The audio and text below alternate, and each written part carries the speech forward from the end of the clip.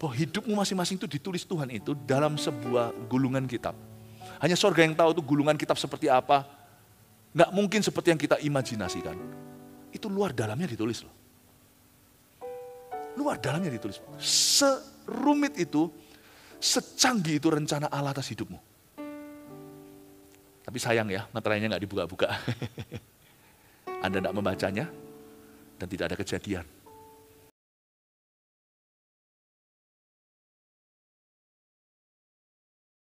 Kami menghormati, menghargaimu karena Engkau bukan hanya Maha Tahu, Engkau Maha Kasih, terutama di atas segalanya. Engkau mengasihi kami. Engkau tidak akan pernah mengizinkan kami tersesat mengikuti jalan-Mu, sebab jalan-Mu tidak menyesatkan Tuhan. Sekalipun kami tidak tahu dan Maha Tahu, tapi kami percaya kepada-Mu untuk perkara-perkara yang kami tidak ketahui. Untuk perkara-perkara yang kami ketahui, ajari kepada kami a sense of responsibility atau perasaan tanggung jawab dengan setiap perintah dan firman-Mu. Ajari kami untuk berjalan dalam kesetiaan dan ketaatan. Tuhan, kami cinta padamu. Sembunyikan hamba-Mu di balik salib-Mu. Hari ini kami akan belajar pewahyuan tentang Yesus Kristus dalam kehidupan kami. Dan semoga kami semuanya bertumbuh ke arah Kristus. Dalam nama Yesus. Haleluya. Amin. Praise the Lord. God bless you. Beri tepuk tangan untuk Tuhan. Haleluya. Silakan duduk. Hari ini kita akan belajar dari kitab Wahyu pasal 4 dan 5 semuanya. Dan saya kasih judul tema khotbah seharian sebagai berikut: Yesus yang sorgawi di kitab Wahyu. Kita akan melihat Yesus yang dibangkitkan. Apa aplikasinya dalam kehidupan kita? Sekalipun banyak pewahyuan tentang siapa Yesus itu sebenarnya setelah Yesus dibangkitkan, justru banyak sekali hal-hal yang aplikatif dalam kehidupan kita. Kitab Wahyu itu jangan dijauhi. Kitab Wahyu itu sangat dahsyat sekali. Tapi memang perlu seorang pengajar yang bisa mengajarkan secara sound atau secara jelas supaya Anda bisa dapat benefit dari setiap buku di dalam Alkitab. Beri judul, Yesus di sorga tahu segala sesuatu untuk ibadah yang satu ini. Kita sekarang di Wahyu pasal 5 ayat 1-7, saya bacakan dulu, nanti ayat per ayat saya jabarkan. Ini tentang kitab yang dimeterai dan anak domba Allah. Maka aku melihat di tangan kanan Dia yang duduk di atas tahta itu sebuah gulungan kitab yang ditulisi sebelah dalam dan sebelah luarnya dan dimeterai dengan 7 meterai. Dan aku melihat seorang malaikat yang gagah yang berseru dengan suara nyaring, katanya, siapakah yang layak membuka gulungan kitab itu dan membuka meterai-meterainya? Tapi tidak ada seorang pun yang di sorga atau yang di bumi atau yang di bawah bumi yang dapat membuka gulungan kitab itu atau yang dapat melihat sebelah dalamnya. Maka menangislah aku dengan amat sedihnya karena tidak ada seorang pun yang dianggap layak untuk membuka gulungan kitab itu ataupun melihat sebelah dalamnya. Lalu berkatalah seorang dari tua-tua itu kepadaku, jangan engkau menangis. Sesungguhnya singa dari suku Yehuda yaitu Tunas Daud telah menang. Sehingga ia dapat membuka gulungan kitab itu dan membuka ke-7 meterainya. Maka aku melihat di tengah-tengah tahta dan keempat makhluk itu, dan di tengah-tengah tua-tua itu berdiri seekor anak domba, seperti telah disembelih, bertanduk 7 dan bermata 7, itulah ke-7 roh Allah yang diutus ke seluruh bumi. Lalu datanglah anak domba itu dan menerima gulungan kitab itu dari tangan Dia yang duduk di atas tahta itu, berhenti di situ. Aduh, katanya nggak susah, Pastor Philip, susah banget. Ini ngomong soal apa, saya nggak ngerti sama sekali. Ya, saya ajari pelan-pelan ya, simple. Saya berdoa supaya hari ini Anda dibangun di atas dasar kebenaran. Yesus di sorga tahu segala sesuatu. Saya mau bicara kepada Anda tentang kemahatauan Tuhan. That He is omniscient, Dia tahu segala sesuatu. Yesus setelah dibangkitkan, Dia sudah dimuliakan. Dia bukan lagi sekedar Yesus yang pernah lahir di palungan.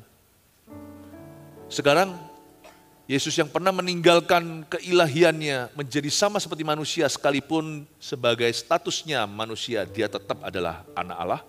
Dia tetap adalah Allah pencipta alam semesta. Tapi ketika Dia dibangkitkan telah menang atas dosa-dosa kita, semua keilahian itu sepenuhnya kembali. Fully dalam segala kapasitasnya. Yesus bukan cuti sebagai ilahi, tapi Yesus harus jadi sama seperti kita, nggak boleh main curang. Tidak ada KKN dalam penebusan. Supaya Dia bisa mengerti sebagai Mesias kita, ketika kita lelah, ketika kita lapar, ketika kita digoda. Tapi hari ini Yesus tidak hanya itu. Yohanes muridnya yang sangat-sangat dekat sama dia. Ini murid yang paling familiar sama Tuhan. Waktu dia umur 30, 20-an sekian, Yesus umur 33, Yesus mati, bangkit, naik ke sorga. 60 tahun kemudian dia baru melihat Tuhan secara fisik ketika penglihatan itu diberikan, dia naik ke sorga, rohnya di Pulau Patmos. Dia melihat Yesus guru itu. Sama, suaranya tetap sama, sifatnya apalagi. Tapi segala sesuatu berbeda tentang dirinya. Yesus sama dahulu, sekarang, selama-lamanya. Tapi jangan mikir terus Yesus itu selalu pakai jubah di palungan. He's our glorious, resurrected Savior. Dia juru selamat kita yang sudah bangkit, udah dimuliakan. Dan dia sudah tidak berada di dalam kelemahan tubuh manusia. Yesus ini ajaib. Dan di sorga dia tahu segala sesuatu. Dia tahu segala-galanya. Nah sekarang kita melihat bagaimana hubungan kita dengan Tuhan. Ayat 1, maka aku melihat di tangan kanan dia yang duduk di atas tahta itu sebuah gulungan kitab. Yohanes itu di sorga rohnya melihat bahwa di sorga itu dia melihat di tangan kanan dia, D huruf besar itu Tuhan. Yang duduk di atas tahta itu dia melihat di tangan kanan Allah, dia di sana. Yang duduk di atas tahta itu sebuah gulungan kitab. Katakan tahta, katakan gulungan kitab. Lalu gulungan kitab itu ditulisi sebelah dalam dan sebelah luarnya dan dimeterai dengan 7 meterai. Ini gulungan kitab ada pada tahta. Kita pelajari sesuatu bahwa di sorga ada tahta. Jangan coba imajinasi, apapun yang kau bayangkan tak akan mirip dengan aslinya.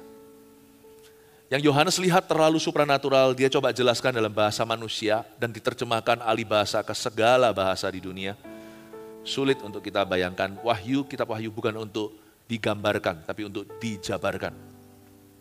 Tapi yang pasti sorga jelas-jelas dituliskan di sini di kitab Wahyu, di sana ada tahta. Nah pada waktu kita itu sujud di bumi, menyembah Tuhan, sekalipun kita nggak seperti Yohanes di pasal 4 tadi, naiklah kemari, rohnya itu ngalami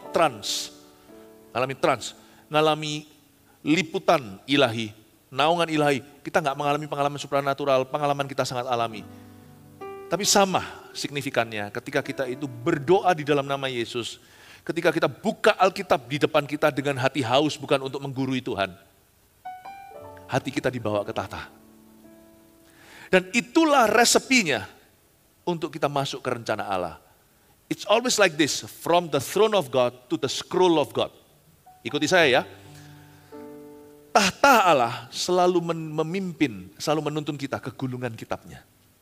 God's throne always leads to God's plan. Jangan minta rencana Tuhan digenapi di hidupmu atau diwahyukan sebelum Anda setor muka, setor lutut ke hadapan tahta. Di sana Tuhan taruh berkat-berkat kita. Apapun yang Tuhan bangun bersama dengan Anda selalu dimulai dengan bahasa Ibraninya versi Surabaya, dengkul. Selalu mulai dengan itu, you suka atau tidak. Doa adalah permulaan tahu sesuatu. Meskipun kita nggak bisa maha tahu, orang doa tidak ada garansi dia akan tahu segalanya. Tapi orang yang berdoa pasti akan dituntun pada rencana Allah. Tidak berarti asal doa ya, asal doa-doa yang sifatnya hanyalah bacaan juga percuma, tapi doa dengan segenap hati, segenap jiwa. Sebab tahta itu selalu menuntun kita kepada gulungan kitabnya. Yang saya maksudkan gulungan kitab di sini bukan kitab kehidupan, yang itu sudah lewat. Itu tinggal digenapi nanti waktu kita mati. Tapi di firman Tuhan perjanjian lama dituliskan bahwa Tuhan punya kitab-kitab yang lain, seperti di kitab Daniel juga ada dicetuskan. Bahwa di kitab Mazmur juga dituliskan, sebelum hari kita ada, kitab-kitab hidup kita itu sudah ada semua, sehari-hari sudah ada pada Tuhan. Memang hal ini tidak masuk akal. Di Mazmur dikatakan doa kepada Allah yang Maha Tahu. Ketika aku coba renungkan, pewahyuan itu terlalu besar. Aku dungu seperti hewan, tapi aku tetap di dekatmu.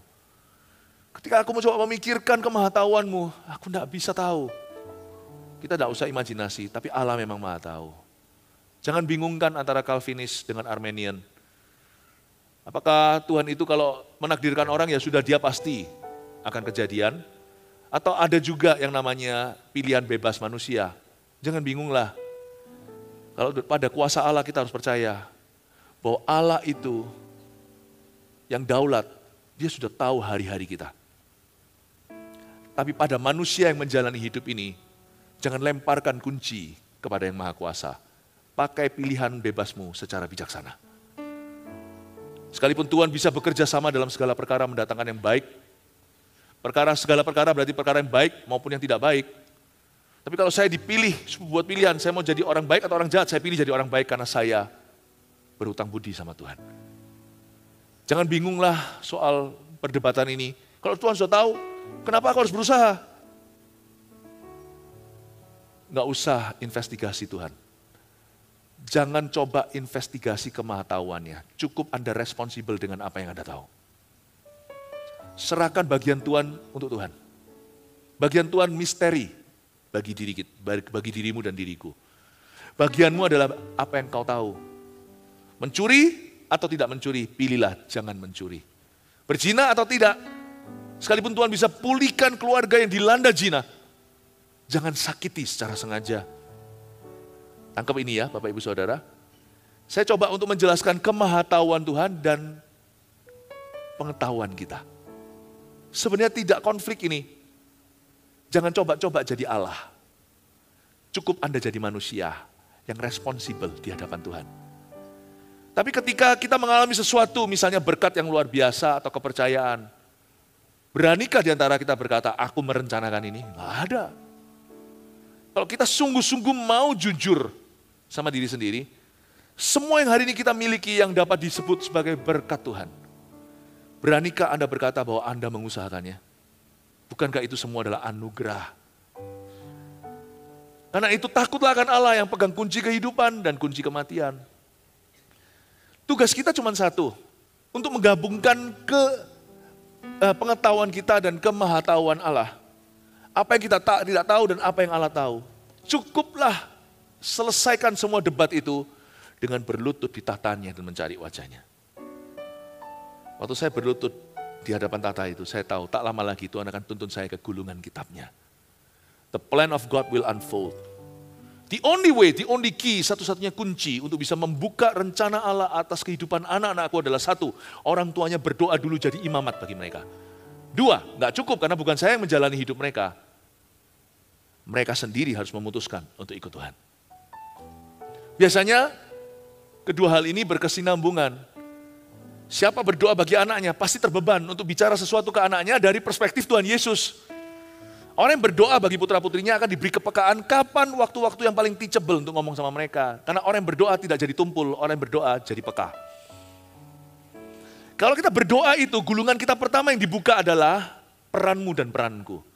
Sebelum Tuhan mengubah situasi di sekeliling kita, Tuhan mengubah kita dulu. Yang diubah oleh Tuhan saat kita berdoa adalah pendoanya. Bukan apa yang dia doakan. Karena saya berdoa untuk anak-anak saya jadi tahu kapan waktu yang tepat. Dan waktu saya komunikasikan, mereka pun jadi terbeban. Dan akhirnya mereka pun ikut Yesus. Saya ingin tuh Anda mengerti gimana caranya Tuhan itu membuka gulungan kitab. Zaman dulu gulungan kitab itu seperti ini. Bukan vertikal tapi horizontal. Jadi gulungan kitab itu taruh di meja, dibuka begini loh. Biasanya ada materainya. Satu gulung biasanya satu materai. Tapi ini materainya 7. Materai itu apa? Materai itu seperti orang beli emas antam. 100 gram misalkan, mahal tuh 100 gram berapa duit? Itu kan ada segelnya. Kalau saya tahu, bukan saya punya, saya pernah lihat orang punya. Tunjukin ke saya, emas perak tidak aku punya. Apa aku punya, aku berikan kepadamu. Berjalanlah si lumpuh. Itu kalau sampai anaknya iseng dibuka, apa ini dibuka gitu, itu harganya langsung drop. Harga emasnya tetap pasaran. Tapi sudah nggak semahal kalau masih ada segelnya. Ada hal-hal tertentu yang Tuhan sembunyikan dari dirimu sampai Anda mencari wajahnya. Ada hal-hal tertentu yang Tuhan sembunyikan sampai Anda jaga kekudusan. Ada hal-hal tertentu yang Tuhan simpan di segel juga, bukan cuma 1, di segel 7. Nggak bisa kau buka, bukannya kalau dibuka turun harga. Nggak bisa kau buka sebelum Anda melakukan firman-Nya. Ada perkara tertentu mujizat tertentu yang gak akan pernah terjadi sebelum Anda melangkah.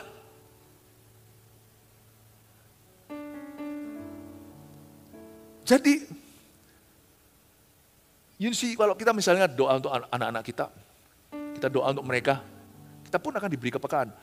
Be ready when you pray, that the first person he will change is you. Jangan berdoa untuk sesuatu jikalau Anda tidak bersedia menjadi bagian daripada solusi untuk apa yang Anda doakan. Jangan berdoa untuk apa-apa jikalau Anda tidak rela menjadi bagian dari penggenapan. Meskipun nanti doa itu nggak akan digenapi lewat dirimu, kalau gitu namanya usaha manusia.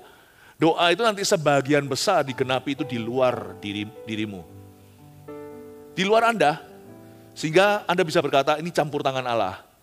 Tapi doa itu, step 1, 2, 3-nya itu selalu melibatkan engkau dan aku yang mendoakannya. Always. Tuhan itu selalu memilih ABC itu untuk anak-anaknya yang sembahyang, yang berdoa. D, E, F sampai Z-nya nanti Tuhan akan pakai malaikat-malaikat. Gak tentu malaikat beneran, Tuhan bisa kirim orang. Tuhan bisa adakan sesuatu, izinkan kejadian. Tuhan bisa bicara lewat keadaan. But when you pray, you need to give your heart and your life to Jesus as you pray. Karena Tuhan kemungkinan besar, hampir selalu, langkah 1, 2, 3, 1, 2, 3, E, R, Son, Jiro lu, ABC-nya selalu melibatkan kau dan aku. Itu sudah wataknya Yesus, percayalah saya. 7 materai dibuka, 3 materai itu ada namamu di sana. Jesus and your first name, selalu ada di situ, dia akan bekerja sama. Materai ke-4 sampai 7 itu nanti cara Tuhan buka itu nanti lewat cara-cara yang tidak kau duga. Doaku dijawab Tuhan dengan cara yang ajaib. Bahkan ada ayatnya juga di Mazmur. Dia menunjukkan jawabannya secara ajaib pada waktu aku kesesakan. Dalam kesesakan dia menjawab aku secara ajaib. Kata ajaib itu beyond me. Karena itu nggak pernah namanya teori ini salah sekali, ini mitos. Coba saya patahkan. Orang yang berkata titip doa. Doanya akan menjadi RSVP, sampai Anda sendiri issue tiketmu, Anda tidak terbang karena doa itu non-transferable. Doa itu nggak bisa ditransfer. Dia bisa mendoakan, tapi kartu itu tetap ada di concierge sebuah hotel, sampai Anda datang tunjukkan KTP, ambil sendiri, baru malaikat kasih ke you. Doa orang lain itu bisa mereservasi untuk momen di mana Anda akan menangkap Tuhan, Anda akan ditangkap Tuhan. Di mana Anda akan meresponi sendiri. Itu akan memberimu keadaan. Makanya orang kalau berdoa bagi kita, bukan kita sendiri yang berdoa. Itu situasi kita diubah sama Tuhan. Tapi belum ada breakthrough. Breakthrough itu baru terjadi kalau yang berkepentingan dan yang bersangkutan itu bertekuk lutut di hadapan tahta, baru gulungan kitab itu dibuka. Seorang ayah gak pernah mau rohani. Suruh istri aja karena istri sudah pendoa. Bisnisnya lagi dikalut hutang. Nggak keruan sudah, terlilit-lilit. Si anaknya, bahkan kalau anaknya pendeta pun berdoa, sepakat, semua keadaan. Miliki keberanian, beritahu sama ayahmu. Papa harus bertobat, datang ke Tuhan, sujud dan sujud menyembah kepadanya, belajar submit ke Tuhan Yesus. Papa sendiri yang doa. Kalau enggak gitu, semua sekeliling kelihatannya seperti fata morgana, tak pernah terjadi padamu. Sampai Papa ceklok sendiri ke hadapan Tuhan, di depan tahta dan berkata, I surrender all. Gulungan kitab itu dibuka. Materai. Selalu the throne, yang namanya tahta, itu selalu memimpin dan menuntun ke gulungan kitab. God's throne always leads to God's best plan. Rencana Tuhan, tahta Tuhan selalu menuntun pada rencana Allah. Makanya di situ, di atas tahta itu ada sebuah gulungan kitab. Itu di ayat 4, di pasal 4. Tadi kebaktian sebelumnya saya jabarkan. Di pasal 4 itu banyak tentang throne. Tapi tiba-tiba di pasal 5 berubah jadi scroll. Ini ada kemajuan ini dalam Alkitab. Pasal 4 bicara tentang tahta. Pasal 5 bicara tentang gulungan kitab. Wow, waktu saya baca ini luar biasa. Dan kitab itu gak main-main loh. Dia ditulis di sebelah dalam dan sebelah luarnya. Berarti banyak sekali informasi yang Tuhan tahu tentang kita, tapi Tuhan sembunyikan. This is an unusual scroll. Biasanya scroll, gulungan kitab, mereka bisa dari kertas papirus, kulit. zaman dulu. Kalau yang scrollnya gini itu, atas bawah itu film kungfu. Huang Shang Dao. Itu atas bawah gini. Kalau scrollnya timur tengah, Yahudi itu kanan ke kiri. Sepanjang apa? Sepanjang informasinya. Ini bukan hanya panjang yang namanya gulungan kitab, tetapi luar dalamnya ada tulisan. Biasanya dalamnya, luarnya nggak ada tulisan. Kalau sampai ada tulisan sampai luarnya, betapa banyaknya informasinya. Ada yang ketawa waktu lihat Alkitab saya. Anak saya lihat Alkitab saya, lihat ini. Ini bukan catatan khotbah saya. Saya setelah khotbah, saya catat apa yang saya khotbahkan supaya suatu hari bisa dimuseumkan, orang lain bisa dapat faedahnya.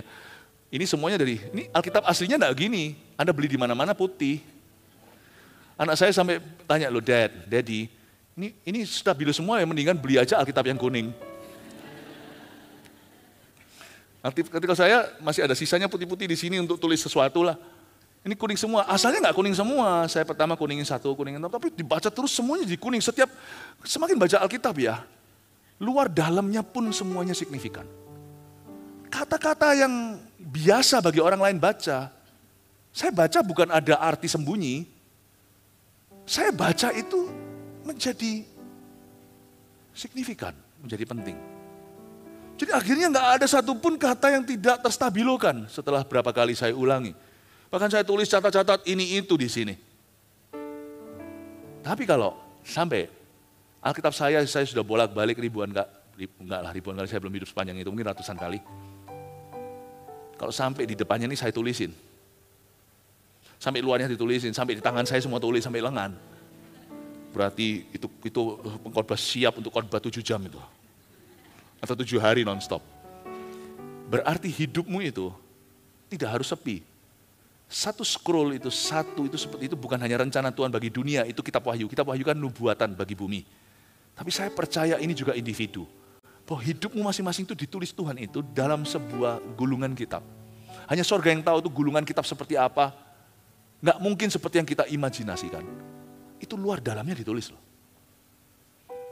Luar dalamnya ditulis. Serumit itu, secanggih itu rencana Allah atas hidupmu. Tapi sayang ya, materainya nggak dibuka-buka. Anda nggak membacanya, dan tidak ada kejadian. Nggak ada kejadian dan nggak ada keluaran. Nggak ada imamat, nggak ada bilangan. Dan apa yang Tuhan mau lakukan tidak bisa diulangi, tidak ada ulangan. Saya berdoa agar Anda bisa mengerti bahwa God is not done with you. Carilah wajahnya. Carilah dulu kerajaan sorga dan kebenarannya. Kalau pikirannya melulu hanya cari duit, cari uang loh, perlu itu. Orang kerja kan pasti harus profitable. Kalau gereja kan non-profitable organization. Kalau bisnis itu adalah suatu badan keuntungan, silakan. Tapi hatimu jangan melekat ke itu. Cari dulu kerajaan sorga, itu artinya harus punya purpose. Tuhan akan memberitahu kepadamu apa yang bisa Anda lakukan lewat pekerjaan itu, bagaimana Allah bisa melipat gandakan tepat waktunya. Bukan berarti kalau orang itu melayani Tuhan itu selalu jadi kaya raya, enggak. That's not what I'm saying. Bukan itu yang saya katakan. Cuma Anda akan mengalami purpose Tuhan dalam pekerjaan Anda. Anda akan punya visi yang jauh lebih tinggi. Gimana enggak? Gimana Tuhan bisa mengenapi itu kalau pikirannya hanyalah melulu tentang uang. Cetek dan dangkal sekali visinya, cuma mau membuat dirinya happy dan bisa beli. Tuhan gak akan mau memberitahu apa-apa kepada orang yang egois dan selfish. Tuhan gak akan beritahu apa-apa. Ya sudah, lu hidup dengan itu, happy dengan itu, mati dengan itu. Betapa mengerikannya, bukan mengerikan, berkata mengenaskan lebih tepatnya. Kalau suatu hari Anda dan saya di akhirat, Tuhan buka scrollnya, harusnya hidupmu begini loh. Loh, tapi kenapa scroll yang ku dapat, gulungan kitab itu sepi? Tulisannya just me. It's your choice. Pilihanmu. Makanya saya itu kalau datang ke gereja itu saya dengan ekspektasi, bukan gua dapat apa. Saya ekspektasi Tuhan bahwa aku masuk dalam rencana Allah. Kalau saya saat teduh secara pribadi, saya minta Tuhan tuntunlah aku di rumput yang hijau dan air tenang. Seringkali sebelum ke air tenang rumput hijau, Tuhan akan tuntun kita dulu ke jalan yang benar. Termasuk kadang-kadang sebelum susu dan madu, kita akan melalui jalan berdarah-darah. Jalan berdarah-darah dulu, nggak apa-apa. Kalau harus bayar harga, aku bayar harga lah. Harga yang kita bayar itu nggak seberapa dengan anugerah. Anugerah itu diberikan keselamatan for free. Tetapi rencana Allah itu kadang-kadang bayar harga. Sebab Tuhan tidak mau memberkati seseorang dengan rencananya orang yang hidup dalam ketidaktaatan. Tapi harga yang kau bayar, misalkan emas hari ini, nggak tahu sekarang berapa, saya nggak ngikuti gitu-gitu. Misalnya emas itu 1 gram 800 ribu, 900 ribu kali sekarang ya. 900 ribu. Kalau Anda disuruh bayar harga 400 ribu, bayar. Karena Anda dapatkan itu beda imbalan, yang Anda dapatkan itu tidak sebanding besar pasak dari tiang. Kalau Anda beli 400 juta, dapat 1 kilo emas yang harganya mungkin hampir 1 miliar, jangan bilang mahal. Harga yang kau bayar tidak seberapa dengan imbalan. Dolar 15 ribu sekian. Kalau tiba-tiba ada orang berkata, ini aku kasih dolarku, kamu bayar 10 ribu. Beli, kalau Anda punya cash, beli yang banyak. Jangan berkata 10 ribu mahal, 10 ribu bisa buat makan. Misalnya, bisa buat apa, bisa buat ini kayak, bisa buat itu. Karena harga yang kau bayar tidak bisa kau besarkan. Sebab harga ketaatan itu paling murah. Tahu nggak harga yang paling mahal apa, yang overpriced? Dolar 15 ribu, Anda belinya 150 ribu per dolar. Per 1 dolar. Mau tahu? Namanya harga ketidaktaatan. Itu konsekuensi dosa itu paling mahal. Anda bayar gede, nggak ada buahnya. Hanya sakitnya. Dan itu tidak bisa mengembalikan apa-apa. Karena itu kalau saya disuruh sama Tuhan, buka materai lewat ketaatan, monggo silakan saya berkata, I welcome the idea. Saya nggak suka bayar harga terus terang. Kalau bisa, sekali free, forever free. Kan enaknya kita selalu mau enaknya. Keselamatan itu for free, kasih Tuhan.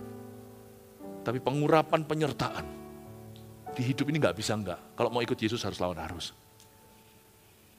Demi supaya keluarga saya menjadi turun-temurun pilihan, selalu akan ada hamba-hamba Tuhan, tidak boleh ada perzinahan. Harus kekang mata lah, harus berkata pada nafsu. Anda harus berkata tidak kepada godaan. Lawan jenis, apalagi zaman sekarang, zaman edan, sesama jenis pun bisa jadi godaan. No! Harganya tidak seberapa. Tidak seberapa. Dengan kebahagiaan yang kau lihat di anak cucumu. Wajah mereka itu loh, wajah bangga. Papa mamaku melayani Tuhan. Doalah begini, berilah pada kami hari ini suami kami secukupnya. Atau istri kami secukupnya. Harga apa sih? Orang dunia berkata, kuno lu, gak fun lu. Ciki fun. The price you pay doesn't equal the reward. Apalagi kalau kita melihat dari kacamata kekekalan. Wow, apa sih ketaatan, apa sih aniaya, apa sih martir bahkan. Mahkota kemuliaan. Saya nggak bisa jelaskan, Alkitab tidak terlalu menjabarkan terlalu detil gimana, pokoknya ada deh yang namanya mahkota kemuliaan. Akan ada kemuliaan yang dinyatakan, penderitaanmu di dunia ini sementara saja. I hope you understand this. Respect God's throne, tempat engkau mencari Yesus. Tempat engkau taat, respect it. Because that leads to his scroll. Hormati itu karena itu menuntunmu kepada gulungan kitab yang ditulisi sebelah dalam dan luarnya. Di meterai itu 7 materai lagi. Anda diberkati? Puji Tuhan ya, tadi kebaktian 1 saya hanya berhasil bahas 1 ayat. Puji Tuhan, kita bisa wisuda ayat 1, kita ke ayat 2 ya. Bukan bertele-tele, tetapi kalau kita selidiki betul-betul setiap ayat ini, saya bisa kebaktian ini aja 1 ayat aja saya bisa teruskan, tapi saya rasa saya mendingan move on. Kalau enggak gitu nanti hari ini masing-masing kebaktian cuma 1 ayat, kasihan. Ayat 2, dan aku melihat seorang malaikat yang gagah, yang berseru dengan suara nyaring katanya, siapakah yang layak membuka gulungan kitab itu dan membuka meterai-meterainya? Ada seorang malaikat, tidak disebut nama. Ibadah nanti saya baru jelaskan dunia malaikat karena itu aplikatif dalam hidup kita. Saya nggak suka menyelidiki firman demi penasaran. Saya suka menyelidiki firman demi kebenaran. Aku melihat seorang malaikat yang gagah, entah dia siapa. Gabriel kayak Mikael, saya nggak tahu. Alkitab nggak ngomong, jangan terlalu kreatif. Aku melihat seorang malaikat yang gagah. Dia berseru dengan suara nyaring seperti orang putus asa. Help, help, SOS, SOS, 911. Itu malaikat sedih. Pernah lihat malaikat frustrasi? Nanti aja tanya sama teman-teman di luar sana. Hari ini saya belajar malaikat frustrasi. Mana ada ayatnya? Ada, Wahyu 5 ayat 2. Frustrasi itu malaikat. Siapa yang layak membuka gulungan kitab ini dan membuka materainya? Angels don't know a lot. Angels are God's yes man. Angel itu adalah yes man-nya Tuhan, malaikat. Mereka nggak tahu banyak, makanya itu nggak usahlah cari-cari malaikat lah. Anda cari-cari malaikat nanti ketemunya malaikat yang jatuh. Sebab malaikat Tuhan yang asli semua bekerja, nggak ada yang mau Anda cari, itu nggak ada. Orang yang cari-cari malaikat, cari masalah. Karena itu jadi orang Kristen nggak usah ngeroh. Yang penting penuh Roh Kudus dan penuh buah Roh. Dan penuh karunia Roh, membantu orang lain. Tapi setelah itu mendarat, setelah berkarunia, so what? Nggak usah berjalannya seperti bahasa Pastor Puji, nggak usah jalannya ngawang setelah itu. Jadi orang Kristen nggak usah ngeroh. Nggak usah ngeroh. Yang penting melakukan firman. Tapi ingat satu hal, jangan berkanjang pada malaikat. Dan aku melihat seorang malaikat yang gagah, segagah-gagah malaikat ini pun kayak anak kecil, nangis, frustasi, nggak ditulis nangis sih. Tapi dia frustrasi, siapa yang layak buka gulungan kitab ini? Even the best and the mightiest of angels, malaikat yang terkuat pun tidak berhak buka apa-apa. Nggak berhak. Karena itu jangan cari-cari malaikat. Cari aja yang punya. Anda cari malaikat nanti malah justru ketemu alamat yang salah. Karena yang suka cari-cari alias caper, cari perhatian itu bukan malaikat Tuhan, tapi malaikat yang jatuh. Wah, kalau itu suka cari perhatian. Pernah lihat orang kesurupan? Wow, jadi perhatian satu gedung. Pernah sekali ada satu orang kesurupan, tengking nggak keluar-keluar, Tuhan kasih saya hikmat. Bawa ke tenda belakang. Di depan semua orang, dia tambah gengsi. Setelah di ruang belakang saya datang, saya berkata, oke, dia langsung ketakutan, diam. Saya tanya langsung, dia keluar dalam nama Yesus, langsung out. Malaikat yang caper itu malah justru yang suka perhatian. Jadi kalau Anda cari-cari malaikat, malah nanti ketemunya bukan Tuhan. Malah ketemunya, setan. Nggak kaget ya? Ayat 3. Tetapi tidak ada seorang pun yang di sorga atau yang di bumi atau yang di bawah bumi yang dapat membuka gulungan kitab itu atau yang dapat melihat sebelah dalamnya. Manusia kan suka diramal. Siapa nggak suka digua-gua? Wah, suka, apalagi kalau kita dengarkan apa yang kita suka-suka, senang-senang. Wah, horoskopnya apa? Hari ini aku akan ketemu nggak sama si dia yang bujangan? Wah, aku Libra.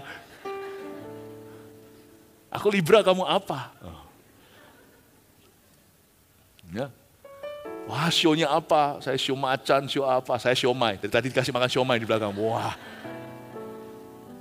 Orang kan suka kan? Tak buka ya sama Anda ya, ayat Alkitab. Sebuah kebodohan, cari ramalan, mencari apa yang boleh terjadi di hidupmu akan terjadi, apa yang bisa terjadi, mencari potensi di luar Tuhan adalah sebuah kebodohan. Karena Alkitab jelas mengatakan malaikat tak tahu, tak ada seorang pun di bumi, langit, di bawah bumi tahu. Tapi tidak ada seorang pun yang di sorga ya, tak ada seorang pun, kecuali nanti Anda akan lihat di bawah anak domba Allah. Tak ada seorang pun yang di sorga atau yang di bumi ya. Siapa di sini hidup di bumi, angkat tangan. Wah, puji Tuhan, enggak ngawang. Siapapun enggak tahu. Pendeta pun tidak tahu, hanya bisa mengarahkan mata ke Yesus. Jikalaupun meskipun ada yang namanya karunia nubuatan, dia tidak menjadi karunia maha tahu. Nubuatan yang responsibel selalu dimulai dengan sebuah perintah Tuhan dulu dan diakhiri dengan sebuah perintah. Nubuatan itu bumbu di tengah di mana Tuhan itu memberitahu kepada seseorang seolah-olah Tuhan ngomong begini dalam marifat. I know where you are. Tujuan nubuatan bukan membuat kita tahu, tapi membuat kita bersandar pada Tuhan. Nubuatan itu pun sebuah cuilan dari kemahatauan. Tapi tujuannya bukan membuat orang jadi tahu, tapi membuat orang jadi taat. Karena itu orang kalau dapat nubuatan, lalu dia kecanduan nubuatan, itu yang memberikan nubuatan dan menerima nubuatan salah sama-sama. Karena nubuatan itu bukan sebuah candu. Nubuatan itu sebuah rangsangan. Bahwa Tuhan tahu di kilometer berapa Anda berada. Belajarlah percaya sama dia hari ke depan. Nangkap ini ya, saya percaya karunia nubuatan. Saya nggak bisa jelaskan bahwa kadang-kadang Tuhan memberi saya nubuatan sesuatu yang saya nggak tahu. Bukan hanya di saat teduh bersama atau pada waktu KKR atau apa. Tapi dalam leadership saya. Ketika dibutuhkan dan Tuhan memberi karunia bukan saya hebat. Tapi karena orang itu memerlukan. Dan karena saya available bagi Tuhan, Tuhan memakai saya. Dan saya memberitahu sesuatu yang orang itu sendiri pun akhirnya geleng-geleng kepala berkata kok bisa tahu. Bahkan saya memberitahu sesuatu yang bukan soal pengetahuan hari ini.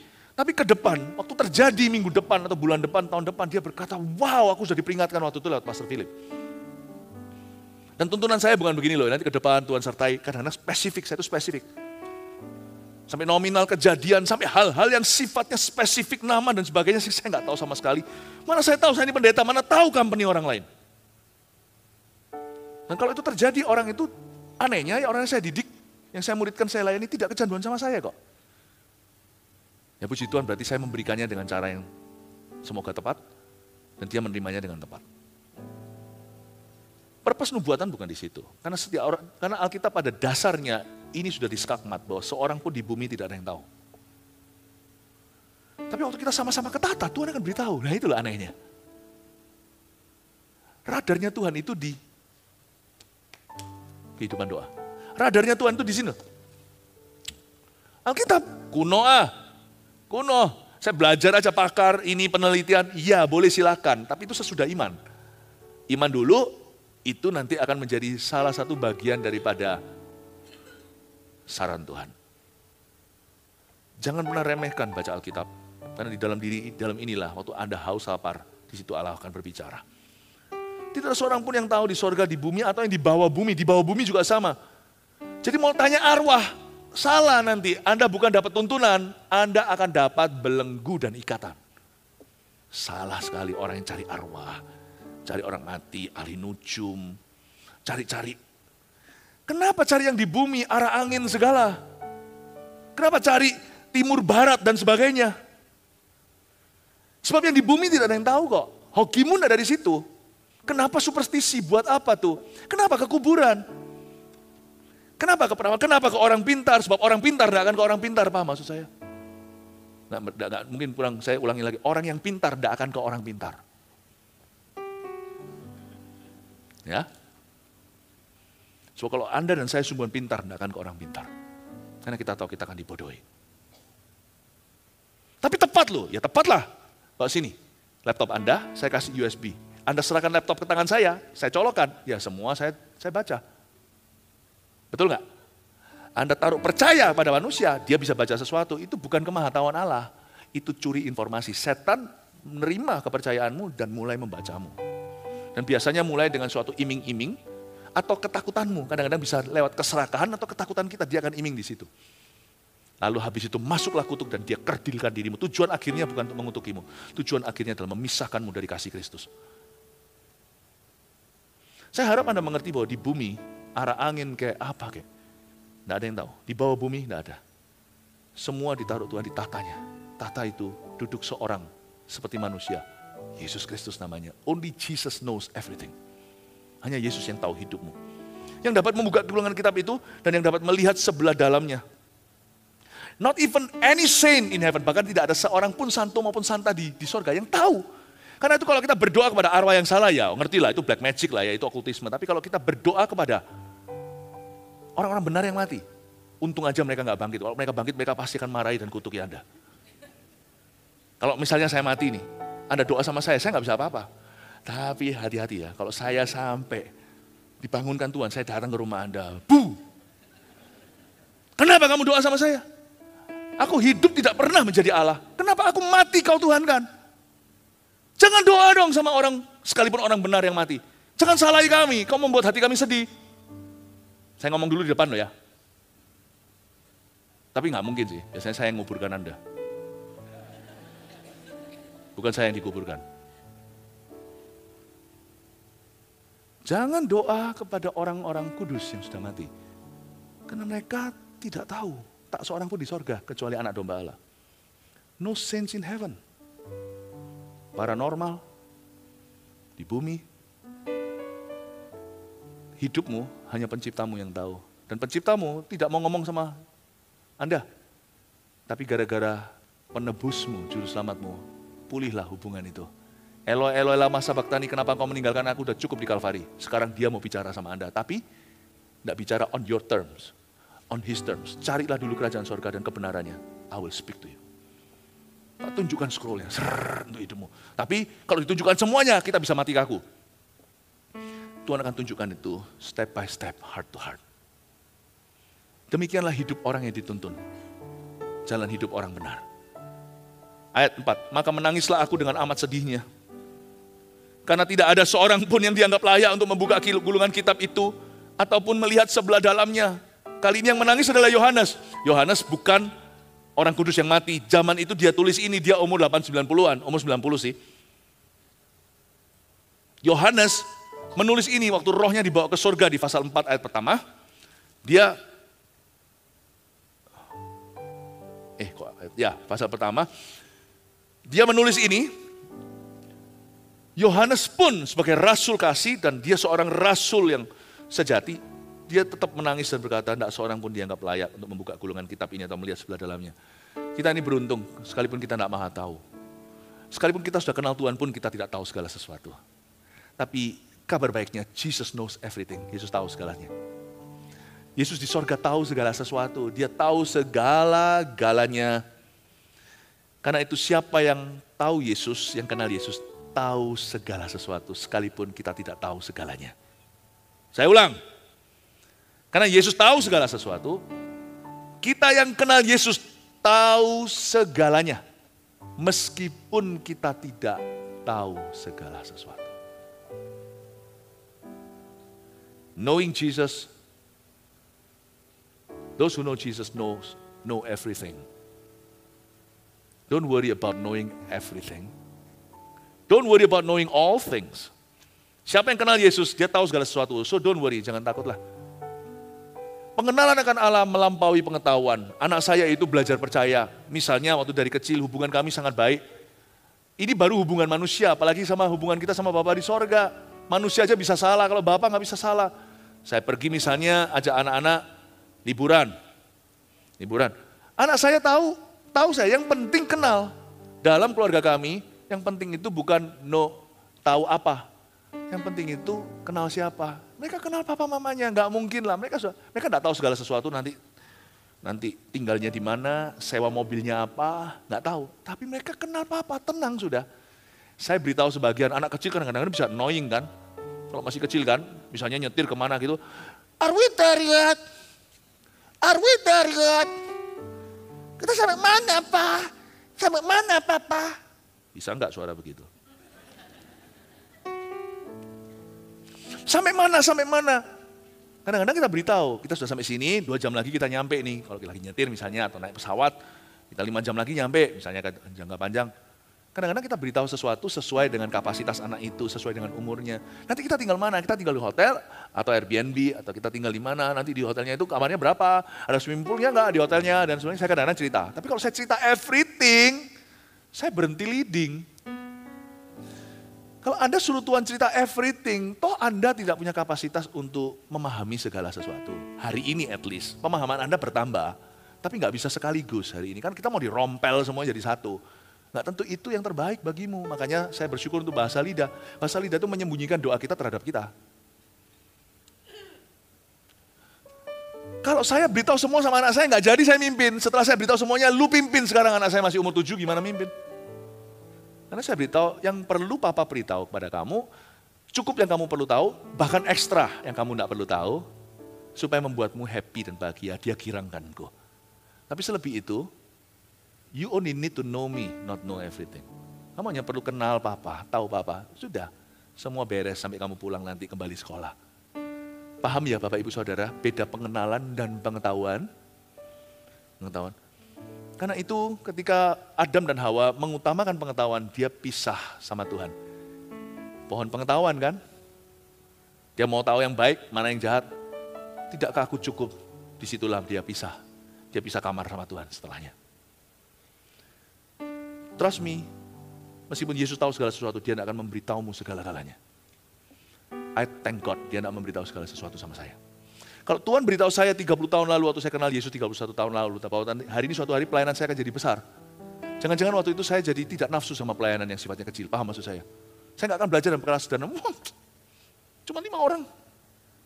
Kalau Tuhan sudah beritahu saya nanti saya berdiri di depan 5.000, 5 orang saya nggak nafsu. Tapi kalau saya sama 5 orang nggak bisa setia dalam perkara sederhana, mana ada 5.000? 5.000 orang makan juga dari 5 roti 2 ikan. Untung saya tidak tahu. Kenal saja. Satu hal yang aku tahu, aku harus sungguh-sungguh dalam segala sesuatu, dalam perkara kecil. Jangan tuntut Tuhan beritahu everything today pada dirimu. Anggaplah itu sebuah favor dari Tuhan, bahwa Anda tidak tahu segalanya. Knowing Jesus, knowing everything. Kenal Tuhan, tahu segala sesuatu. Coba katakan kenal Tuhan sama dengan tahu segala sesuatu. Haleluya. Amin Bapak Ibu Saudara. Puji Tuhan. Wow. Yesus di sorga tahu segala sesuatu. Pastor Philip, saya tanya. Banyak orang meragukan ketuhanan Yesus lewat sebuah kejadian ketika Tuhan mengatakan, hanya Bapak yang tahu, aku pun tidak tahu. Bicara soal kedatangan Tuhan. Right? Bicara tentang kedatangan Tuhan dulu. Nah, murid-murid tanya, kapan itu akhirnya? Tepatnya kapan? Banyak orang jadi sok pintar dan sok tahu. Karena Yesus berkata, kamu tidak akan tahu hari dan saatnya. Mereka coba prediksi bulan. Kalau Tuhan bilang gitu, sudah ngerti lah. Jangan terlalu kreatif. Jangan percaya sama orang-orang yang merasa kepenuhan Roh Kudus lalu mencoba prediksikan sesuatu yang Tuhan tidak katakan. Sekalipun Tuhan berkata, kamu tidak akan tahu hari dan saatnya. Berarti aku bisa tahu bulan dan tahunnya. Itu orang kan yang cuma main bersilat kata. Kalau hari ini ada anak saya mau main PlayStation contohnya. Tapi ini nggak liburan lagi sekolah. Anak saya berkata, Dad boleh nggak main hari ini main? Misalnya saya bilang, enggak, ini bukan saatnya. Bukan berarti dia berkata, oh berarti jam berapa? Sudah ngerti lah, bukan ya bukan. Banyak orang, jadi jangan percaya orang yang merasa penuh dengan Roh Kudus bisa memprediksikan. Karena Roh Kudus memenuhi seseorang tidak membuat orang itu jadi lebih pangkat dari Yesus, tapi membuat orang itu jadi tunduk sama Yesus. Kok bisa lebih pangkat dari Yesus? Yesus saja berkata, aku tidak tahu. Nah sekarang pertanyaannya, kok Yesus adalah Tuhan? Sedangkan dia tidak tahu. Dia bilang hanya Bapak yang tahu. Misalnya suatu saat, anak saya pernah sekali membuat suatu tes online. Saya tahu jawabannya. Kebetulan pada waktu itu anak saya tes online karena lagi pergi, diizinkan. Tes online-nya itu Alkitab, karena sekolah Kristen kan. Masa bapaknya nggak tahu Alkitab? Waktu di sana di depan laptopnya, Dad ini apa? Nggak tahu. Pertanyaannya, saya nggak tahu atau saya tahu? Atau saya sengaja tidak beritahu? Karena saya menaruh diri posisi saya, di posisi bukan seorang yang main curang. Saya menaruh posisi saya di posisi untuk mendukung studi anakku. Yesus berada di posisi daging sebagai manusia, mendukung semua pengikutnya, jangan sok tahu. Kalau Yesus berkata, nanti kalau Yesus tahu, berkata aku tahu, nanti mereka semua juga sok tahu. Aku rasa loh ya, apalagi Yohanes nanti, aku pernah dekat ke dadanya Tuhan. Kok bunyinya September. Yesus berkata, aku enggak tahu, kalau saya ngomong sama anak saya, papa aja, makan aja, ambilin orang dulu, ngantri, papa aja, ikut konferensi, saya daftar, sebagai pembicaranya, contohnya. Kalau saya bilang papa aja, berarti saya taruh diri saya sebagai contoh dan teladan, lu jangan macam-macam, kalau papamu aja, bayar, paham. Kalau Tuhan berkata, aku enggak tahu, dengan kata lain Tuhan berkata, lu jangan sok tahu. Tuhan mau skakmat kesesatan yang bisa terjadi. Yang sekarang bodohnya masih terjadi terus di dunia ini. Dan ada aja orang yang gullible yang bisa dibohongi. Aneh tuh. Jangan percaya. Kita hanya bisa waspada hidup tiap hari, seolah-olah hari terakhir kita. Dan Tuhan pada waktu itu mendukung murid-muridnya. Dia posisinya sebagai Mesias mereka. Bukan sebagai Allah yang sudah, anak Allah yang dibangkitkan, yang kembali ke glory. Jadi Yesus berkata, anak manusia pun tidak tahu. I choose not to know in my human state for you to follow. Itu luar biasa. Jangan pakai ayat itu untuk meniadakan ketuhanannya. Bukankah sudah jelas-jelas dikatakan bahwa dia menanggalkan. Menanggalkan. Kalau jas ini saya copot hari ini. Saya tinggal otot. Wah. Kalau jas ini saya copot. Jas itu tidak saya pakai, bukan berarti itu bukan jas saya. Saya tanggalkan itu tetap milik saya. Saya tanggalkan itu saya taruh di rak, saya taruh di lemari. It's still mine. Saya bisa ambil setiap saat dan saya tahu. Sama seperti jas ini saya bisa ambil setiap saat, jaket ini saya pakai lagi. Dan Tuhan berkata begitu, bukan meniadakan ketuhanannya. Tapi Yesus sekarang tidak dalam kondisi badan manusiawi. He's risen. He knows everything. He doesn't know nothing. Dia tahu segala sesuatu. Dia tidak tahu, tidak ada yang dia tidak ketahui. Jadi kalau zaman itu ikut Yesus, apakah enak? Yesus memberikan limitasi, perbatasan. Sekarang kalau kita masuk hadirat Tuhan, sekalipun kita tidak melihat dia secara fisik, tapi setiap kita yang datang bersujud ke kakinya, sekalipun kita tidak maha tahu, tidak tentu akan tahu segala sesuatu, berbunga-bungalah hatimu, engkau menghampiri Yesus yang tanpa batas. Dulu dia harus membatasi sebagai Mesias, sekarang dia adalah the risen Lord, Tuhan yang telah bangkitkan. Pada hari ketiga telah naik ke sorga. Kita menghampiri Yesus yang maha tahu tanpa batasan lagi. Tidak perlu menanggalkan apa-apa, semua telah dipakai kembali. Oleh karena itu, lebih bergairah jadi orang Kristen sekarang daripada zaman Kristen mula-mula, bahkan zaman Yesus jalan di Galilea. Karena Roh Kudus tinggal di dalam dirimu. Kau berhak tahu segala sesuatu, tapi jangan cari tahu segala-galanya. Let him do the leading, biarkan dia melakukan pimpinan. Dari sini Anda tidak perlu panik kalau Anda dalam masalah. Seolah-olah Tuhan lepas kendali. Mana solusi? Kalau Tuhan belum memberitahu solusimu, cukup taat dan setia. Dan kalau Tuhan memberimu solusi, belajarlah untuk melakukan persis seperti yang diberitakan. Amin Bapak Ibu Saudara. Itulah sebabnya orang ikut Yesus paling enak. Karena Tuhan kita maha tahu dan maha kuasa. Kita aman di tangannya. Kasih tepuk tangan untuk Tuhan.